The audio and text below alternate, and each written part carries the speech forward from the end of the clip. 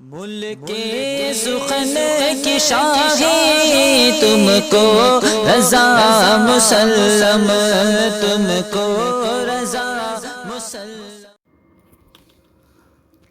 السلام علیکم ورحمۃ اللہ وبرکاتہ۔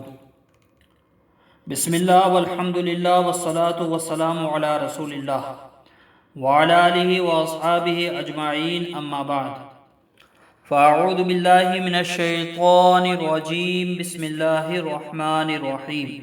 والذین اذا فعلوا فاحشة او ظلموا انفسهم ذکروا اللہ فاستغفروا لذنوبهم ومن يغفر الذنوب الا اللہ ولم يصروا على ما فعلوا وهم يعلمون۔ اور وہ کہ جب کوئی بے حیائی یا اپنی جانوں پر ظلم کرے، اللہ کو یاد کر کے اپنی گناہوں کی معافی چاہے، اور گناہ کون بخشے سوا اللہ کے، اور اپنے کیے پر جان بوجھ کر اڑ نہ جائے۔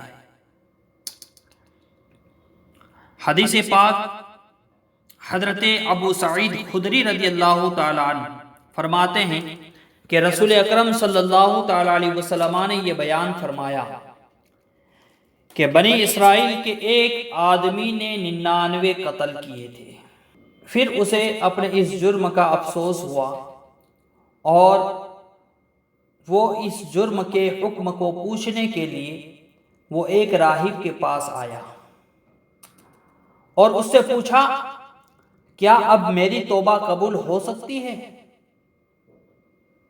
راہب نے جواب دیا، نہیں، تمہاری توبہ قبول نہیں ہو سکتی، اس لیے کہ تم نے 99 قتل کیے ہیں، تمہاری توبہ قبول نہیں ہو سکتی۔ قاتل نے راہب کو بھی مار ڈالا، ٹوٹل 100 قتل کر ڈالے پورے۔ اب وہ آدمی اس بستی کی طرف روانہ ہو گیا، لیکن وہ دوسرے لوگوں سے بھی اس مسئلے کا حل دریافت کرتا رہا، کیونکہ اسے معلوم تھا کہ اللہ کی رحمت بہت بڑی ہے، کہیں نہ کہیں تو میرے گناہوں کی تلافی کی کوئی راہ نکل آئے گی۔ تو وہ اپنے مسئلوں کا حل دریافت لوگوں سے کرتا رہا۔ تو ایک آدمی نے کہا کہ تو فلاں بستی میں چلا جا، وہاں تیری بخشش ہو سکتی ہے۔ اب وہ آدمی اس بستی کی طرف روانہ ہوا۔ ابھی وہ راستے ہی میں تھا کہ اچانک اسے موت آ گئی۔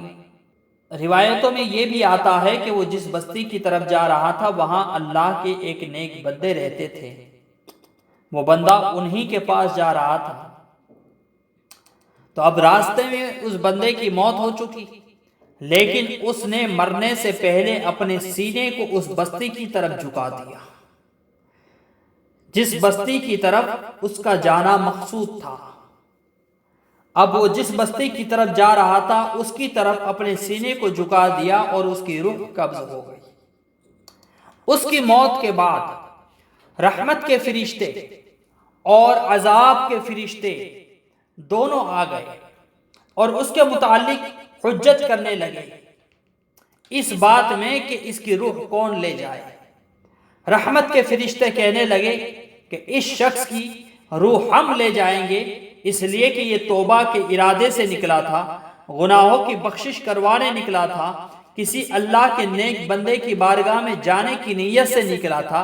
تو رحمت کے فرشتے کہنے لگے کہ اس کی روح کو تو ہم لے جائیں گے، اور عذاب کے فرشتے کہنے لگے نہیں، اس کی روح کو ہم لے جائیں گے، اس لیے کہ اس نے 99 قتل کیے، اور راہب کے پاس گیا تو راہب کو بھی قتل کر دیا۔ اللہ اکبر۔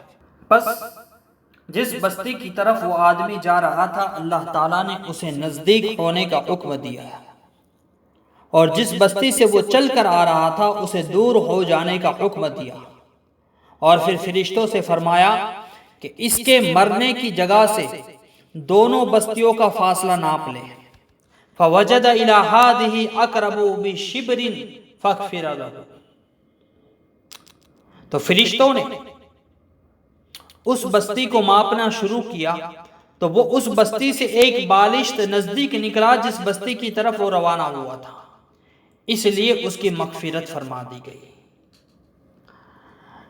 اب اس حدیث پاک سے یہ معلوم ہوا کہ وہ آدمی جو اپنے گناہوں سے توبہ کرنا چاہتا ہے اور اس کے لیے کوشش کرتا ہے تو اللہ تعالیٰ کی رحمت اس کے شامل حال ہوتی ہے اور اس کے گناہوں کی بخشش ہو جاتی ہے۔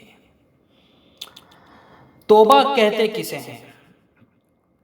توبہ کا لغوی معنی رجوع کرنا ہے، لوٹنا ہے، پلٹنا ہے، اور اصلاح شریعت میں خدا کی نافرمانی ترک کر کے اطاعت کی طرف لوٹنے اور گناہ نہ کرنے کا عزم کرنے کا نام توبہ ہے۔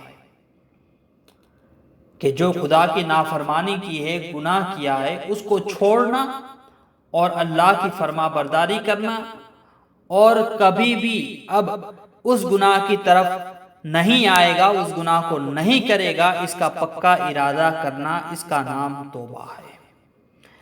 توبہ کرنے کے لیے چند چیزوں کا ہونا ضروری ہے۔ پہلا تو یہ کہ اپنے گناہوں کا اعتراف کرے کہ ہاں اس نے ان گناہوں کو کیا ہے،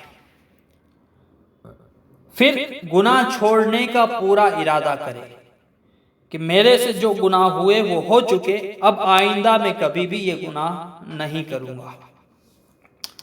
اپنے گناہوں پر شرمندہ ہو کہ میرے سے جو بھی اللہ کی نافرمانی ہوئی ہے میں اس پر شرمندہ ہوں اور آئندہ کبھی بھی یہ گناہ نہیں کروں گا۔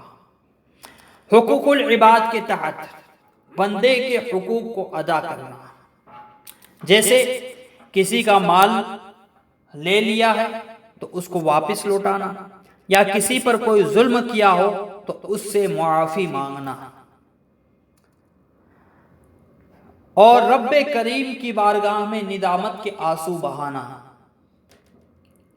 نادم ہو، شرمسار ہو کہ مولا مجھ سے یہ گناہ ہو گیا ہے تو مجھے معاف فرما اور آئندہ میں کبھی بھی اس گناہ کی طرف نہ پلٹوں گا۔ ہر کجا آب روا گنچا بود و ہر کجا اشک روا رحمت بود۔ جب آسمان سے پانی برستا ہے تو زمین پر پھول کھلتے ہیں، اور جب آنسو بہتے ہیں تو اللہ کی رحمت برستی ہے۔ دعا ضرور کرے گا قبول رب کریم تمہاری آنکھوں میں، لیکن نمی ضرور ہونی چاہیے۔ اللہ رب العزت ہم سب کو گناہوں سے بچنے کی توفیق عطا فرمائے اور نیک اعمال کرنے کی توفیق عطا فرمائے۔ السلام علیکم ورحمۃ اللہ وبرکاتہ۔